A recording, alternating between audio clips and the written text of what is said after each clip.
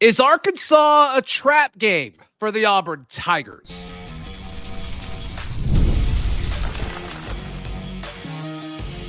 You are Locked On Auburn, your daily podcast on the Auburn Tigers. Part of the Locked On Podcast Network, your team every day. Yes, welcome on into Locked On Auburn, your daily Auburn Tigers podcast. I'm your host, Zach Blackerby, and thank you so much for making Locked On Auburn your first listen every single day. We're dapping it up today with the Darrell, Dapprich, Montgomery radio legend, hanging out with us on this Wednesday. There's some SEC Media Days chatter heating up. We'll discuss that later in the show. But trap games, Darrell. Trap games are always interesting, and it also raises the question, if you label a game a trap game, is it really a trap game?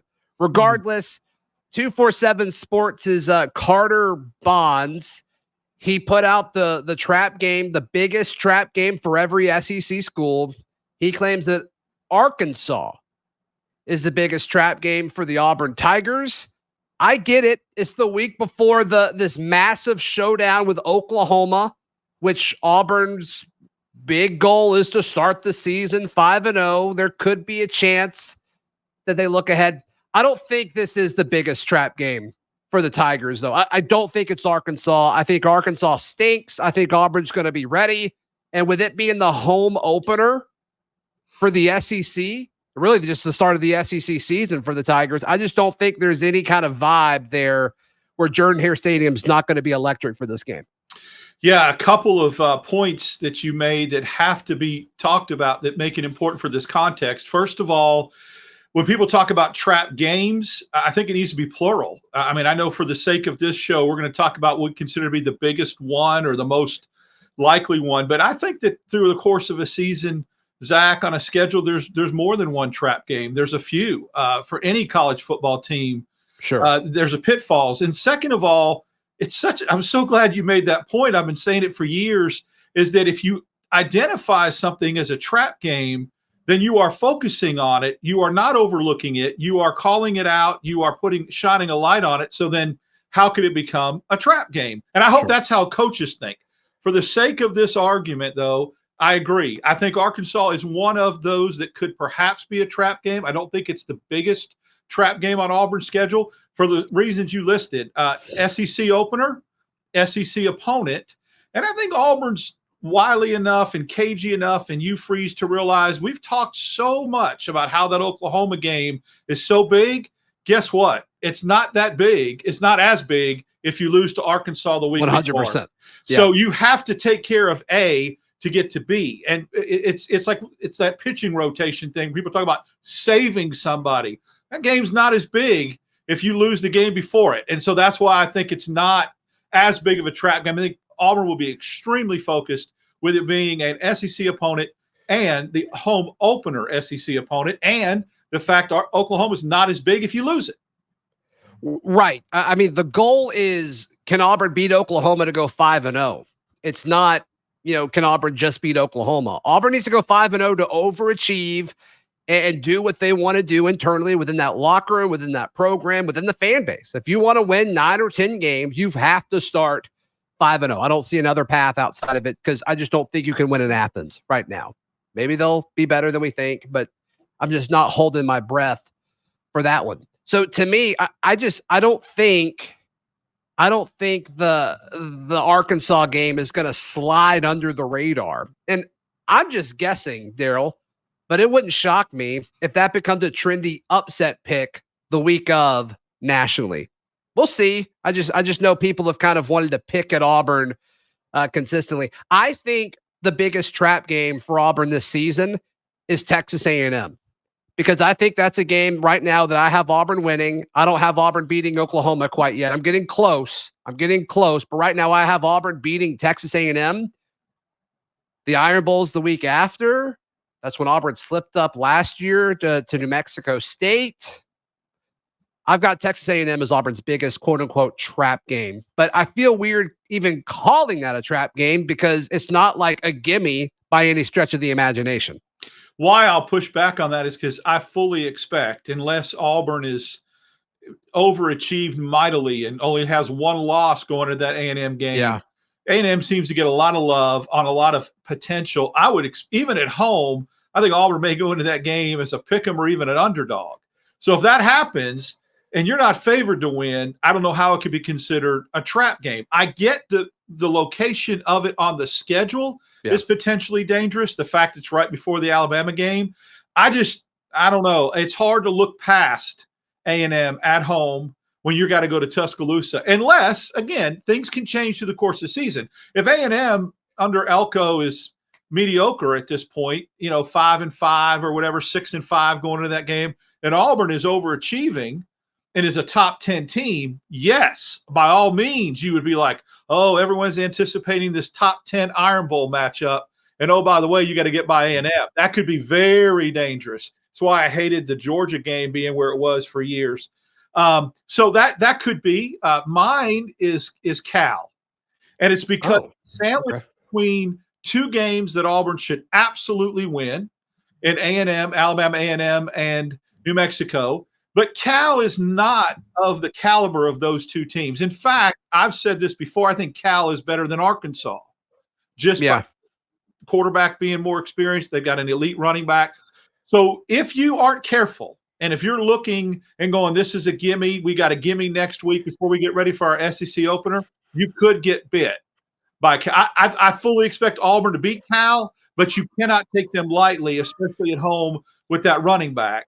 And so that's why I think that could be a potentially trap game, even bigger than Arkansas for Auburn. Yeah, that's an interesting one. I don't have Cal there, but obviously it's going to be labeled as a trap game if Auburn were to drop that game for sure. Another one I just want to throw out there is when Auburn hosts Vanderbilt. And the context of this is Auburn will be returning home after not getting a home game in October. They'll be going to Georgia off week, to Mizzou, to Kentucky. They finally return home. The tough part of the schedule is behind us. We get a bye week next week. We just got to be Vandy. Let's go ahead and take this one off a little bit because the way we've played over the last 3 years against way tougher teams on the road, we can coast.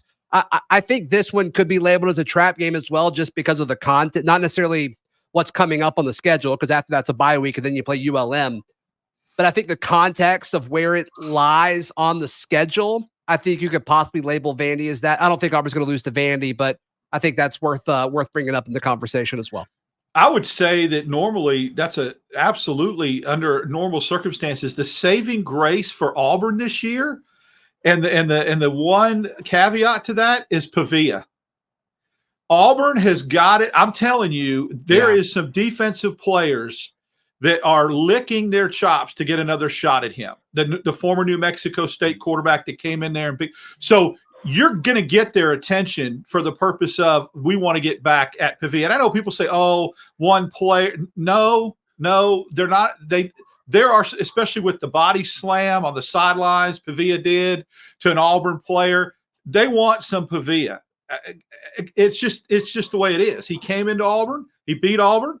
He was very demonstrative about doing it. And so I think Vanderbilt has Auburn's attention because of Pavia and what he did the year before with the New Mexico State team. Otherwise, I agree. I think that's the saving grace for not looking past that. Yeah, that's going to be an early game, but still the fans are going to be so excited to have a home game again, especially if that road stint goes well, especially if you're able to get potentially 2 games on the road, if you can upset Mizzou or you can beat Kentucky and you're sitting at, 6 wins on the season, 7 wins. Oh my goodness. The place is going to be insane. So I'm with you on that. I was just kind of pointing out the context there too. It's kind of some potential options for some trap games. So the writer from 247, Carter Bonds, he has Auburn listed as a trap game for another team. And I think it's interesting, and I think it's true. Let's talk about that in just a moment, right here on Locked On Auburn. Today's show is brought to you by our friends at FanDuel. FanDuel is America's #1 sportsbook. Darrell, can you imagine? Can you imagine wagering anywhere else, even looking at lines anywhere other than our friends at FanDuel? No, you used to have to do that in the newspaper. That's another era bygone. So this is the place to get the up-to-date, most recent lines, FanDuel Sportsbook, and with the incentives that they offer you as well. Oh my goodness! I can't imagine. I all try to, summer, but I can't. all summer, Darrell. I can't imagine it either. I mean, it's just insane. They're hooking up all customers with a booster bonus daily. That's right. There's something for everyone every day, all summer long. Imagine them going a day this summer without offering a bonus to somebody. It's not going to happen. It's not going to happen. So head over to FanDuel to start making the most of your summer. FanDuel is the official sports betting partner of Major League Baseball and the Locked On Podcast Network. Darrell, our guy, Carter Bonds over at 247, he labels Auburn as the trap game for the Missouri Tigers, which makes 100%. And I don't know why we didn't bring this up earlier. I just haven't noticed it. But when you look at Missouri's schedule, and like all the pressure is going to be on Missouri at this point of the year, I think, just because it really feels like Missouri is in playoff or bust mode, which I think naturally puts a lot of pressure on you. They go to UMass the week before, and that's been the thing that I can't get over. It's like they're a top 15 program, and they're going to UMass. It's just insane to me. But then they host Auburn, obviously. But the week after that, they go to Alabama, Darrell. And internally, within that Missouri locker room and with that program, and I'm sure Eli Drinkwitz, the head coach, is going to be saying this, like, that is a playoff game for Missouri. Missouri, if you beat Alabama and Tuscaloosa, you're in a great spot. You're in a great spot to make the college football playoff. Could they possibly overlook Auburn? And I think they could.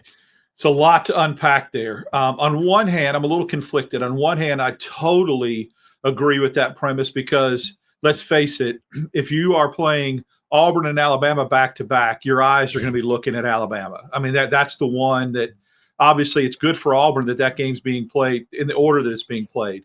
That they're playing Auburn first because having to go on the road to Tuscaloosa and an absolute blue blood like that, they are going to have that game, I think, more as a focal point. So on that aspect of it, I totally agree. I think the one thing that I'm conflicted about is, to me, a trap game seems to be that two teams are, I wouldn't say significantly far apart, but enough where there's a difference there where you would call it a trap game if you lose. And I just don't think Auburn and Missouri, I get it. Missouri's getting all this hype. They're getting all this love from what happened last year. But I think by the time Auburn rolls into Missouri, they're not going to be that far apart in the way of maybe rankings or perception of where they are as a program.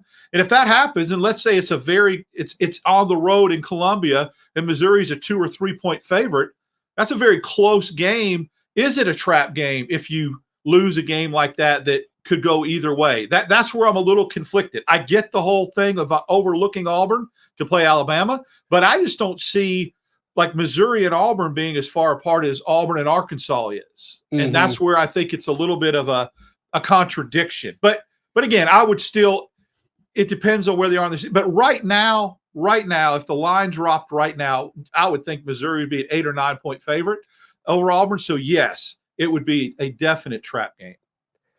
And I think Auburn's going to come in with nothing to lose, and Missouri will have everything to lose. And they also have to focus on Alabama the following week. So I think that's a good one. That was the only one on the list from 247. But I think Auburn should also be Kentucky's trap game. They have Ohio as Kentucky's trap game. But to me, I think Auburn should be be labeled as a potential trap game for the Kentucky Wildcats on October 26th. Depends. Again, I foresee a scenario where Auburn's the favorite going into that game. So if Auburn, I do. I just believe that. I think Auburn's roster is better. I think Auburn's season. I think Auburn. I think Auburn. Okay.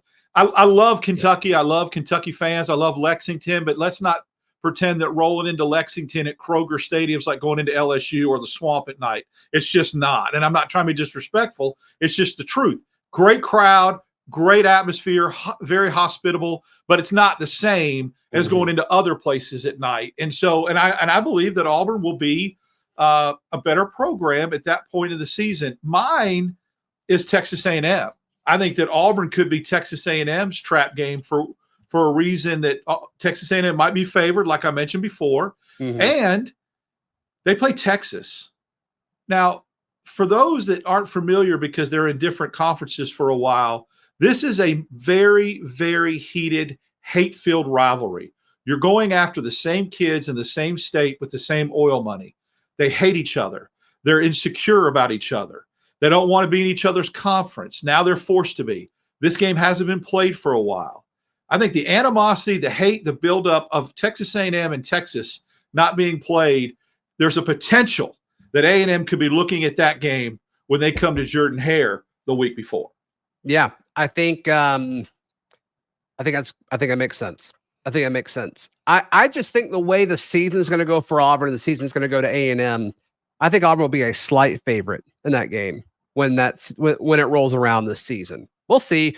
A&M, though, to me, Vegas doesn't care about what the records are, but A&M's record is going to look better than they actually are as a team. Their schedule is extremely favorable. In fact, their road trip to Auburn is one of their toughest games on their schedule. And so does that open up some sort of like, I don't know, like false sense of security, or like, hey, maybe are we better than we actually are? Like, I don't know. But I do think that if Auburn does beat Texas A&M, which I think they will, I think that win is going to look better than it probably actually is if they pull it off.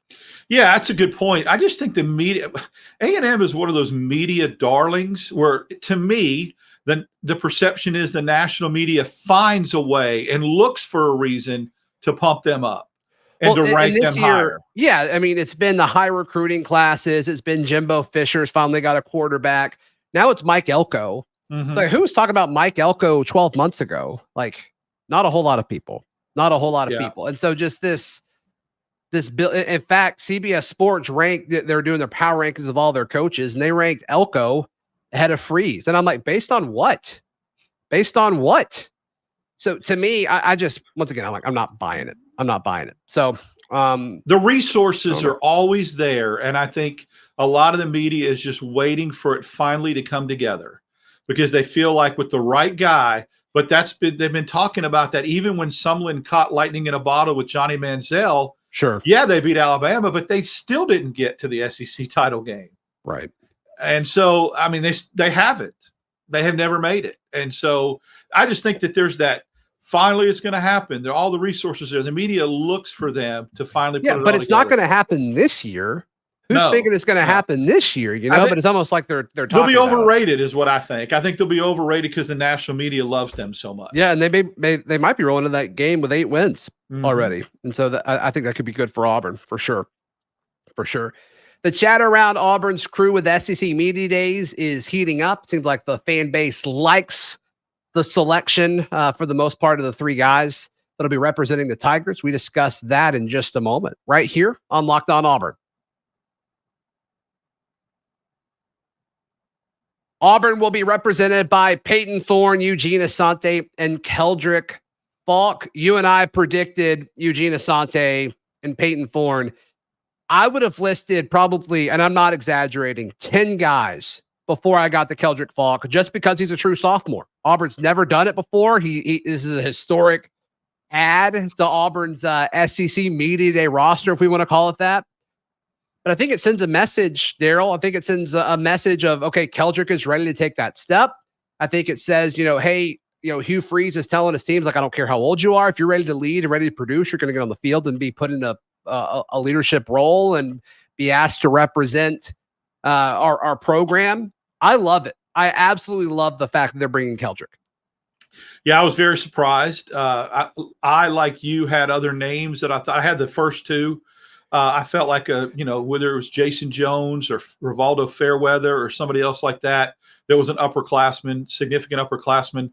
But at the end of the day, if you're an Auburn fan, I think you need to read this as a very, very encouraging sign. Mm-hmm. Not to just rehash what others have said, but if Auburn and Hugh Freeze thinks that much of a true sophomore, to bring him to represent Auburn in Dallas, then there's not only some absolute talent that's going to have to show improvement that's been untapped to this point. There's got to be some leadership skills and some leadership in there that Hugh Freeze sees. I think that's just great news for Auburn fans and for the Auburn defense. Otherwise, you don't. It's intangibles, right? Last year we saw that with who Auburn brought. You can have the most dynamic numbers from a junior or sophomore standpoint, and maybe not go to SEC media days if they don't feel like you're the kind of leader you need to be. Mm-hmm. And so Auburn taking Falk tells me that there's a lot in there with intangibles that we haven't seen, and I, for one, am extremely encouraged by that. Especially, I mean, that's a room. We lump the whole D line together. That is a room that is very old. That is a very old room. You mentioned Jason, Trill Carter, McLeod. Yeah, Jalen McLeod, who's the guy on the other side, which he would be one of the, I don't know if I had to like rank 5 guys, he'd probably be in the top 5 as far as guys who I thought would be asked to go to media days. I would think Jalen McLeod would be up there, like Keontae Scott, and I thought Jeremiah Wright would be up there. But yeah, the fact that they took him over those guys up front says a lot. The fact they took him over McLeod is pretty wild to me. Very wild to me, because you've got a senior that's got a year under his belt, had a pretty good year last year, and that has draft buzz. I mean, he's got draft buzz all over him. Exactly, a guy that is looked to get picked to play in the league. Falk will be that one day, I think, but right now in the immediate future, McLeod's that guy. So yeah, McLeod, Fairweather, Jason Jones. I mean, Keontae Scott. The list can go on and on and on. And from the offensive side of the ball, is there a Jarquez Hunter scenario where people surprised, even though he got suspended last year for a game? That was last year. It was behind him. He paid his dues. From a receiving room standpoint, obviously, there wasn't really anybody that emerged. I get it, because last year I totally missed the boat and said, no way Auburn brings a guy that's never played a snap or a down for Auburn. And they did, in Elijah McAllister. And they nailed it, by the way. And they did. And so absolutely was a great spokesperson.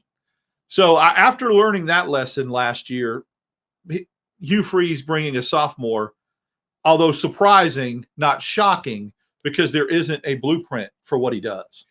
That's true. I mean, I would say it was shocking just because they haven't done it before, and there's so many other good candidates. But that just says so much about Keldric. Like, I don't really know Keldric. I haven't heard him speak that much. I can't wait to, hopefully we get a chance to sit down with him and talk to him a little bit. But I'm excited. I think it sends a message, and I think it's Hugh Freeze saying, hey, Keldric's ready. He's ready to be not only a face of Auburn, but a face of the SEC, because he's good enough. He's good enough. And anytime you ask a defensive player about how things are going, they go out of their way to bring up Keldric.